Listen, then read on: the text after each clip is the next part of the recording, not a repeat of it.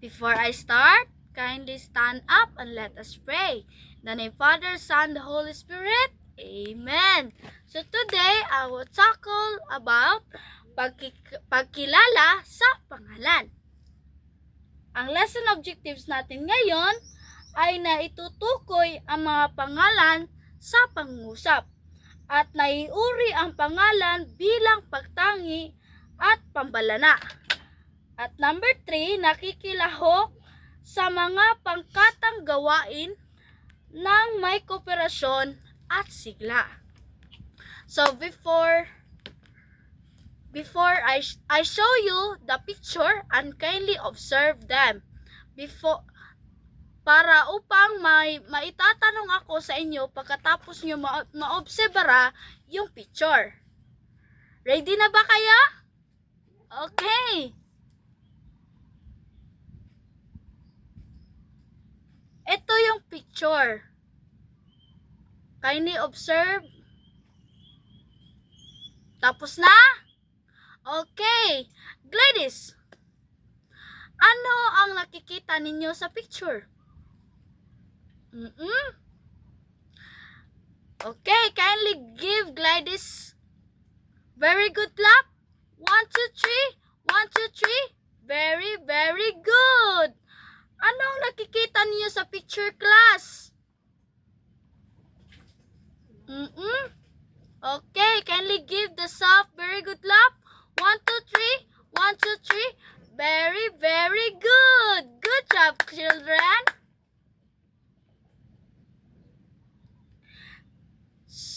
Ang pangalan di ay pagtangi ay tumutukoy sa tiyak na ngalan ng mga tao, hayop, lugar, at ang pangyayari. Nagsisimula sa malaking titik at capital letter. Pangalang pambalana. Unsa man ang pangalang pambalana di ay?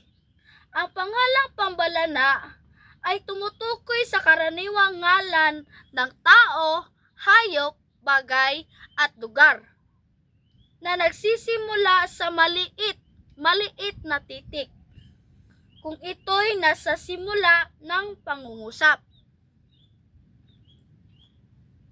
So today, may laro ako sa inyo. Handa na ba kayo sa laro natin? So dito, sa larong ito ay ako ang magbibigay, tapos kayo ang magbibigay ng halimbawa. Ready na kayo? Okay. Ano ang halimbawa sa hayop? Okay. Ano na naman ang halimbawa sa tao? Okay. Ano naman ang halimbawa sa lugar? Okay. Kindly give the soft very good clap. 1, 2, 3. 1, 2, 3. Very, very good. Good job, children.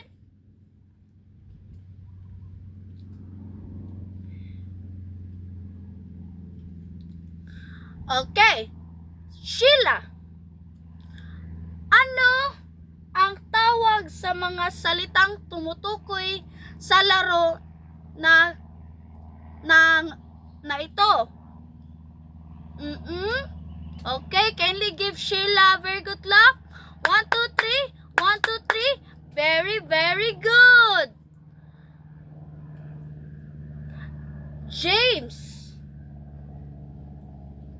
ano ang dalawang uri ng pangalan na paulit sa mga mag-aaral na kahulugan ng pangalan, pantangi at pambalana? Kindly give James very good clap. 1, 2, 3. 1, 2, 3. Very, very good.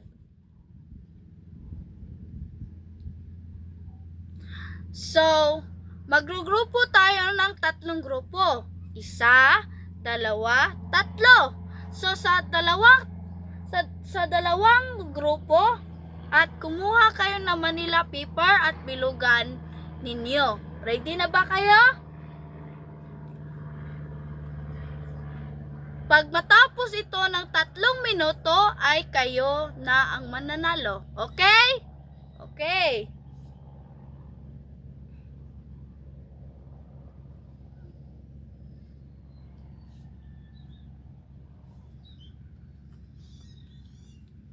So, dito naman tayo sa pagtataya. Meron akong ipapasulat sa inyo. Tapos na? Okay, very good. So, dito naman, kumuha kayo ng piece of paper at sagutan nyo ito. Tapos na? Very good. So, sa taktang aralin, kumuha kayo ng notebook at isulat nyo ito para i-check natin bukas.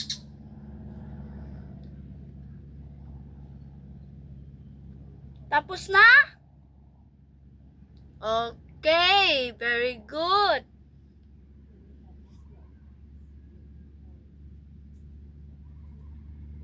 Dito, may second pa. Class. Tapos na sa second? Okay. So, before tayo magtatapos, meron akong mga katanungan. Ano ang natutunan nyo sa leksyon na ito? Okay, very good. So, that is all. Bye-bye!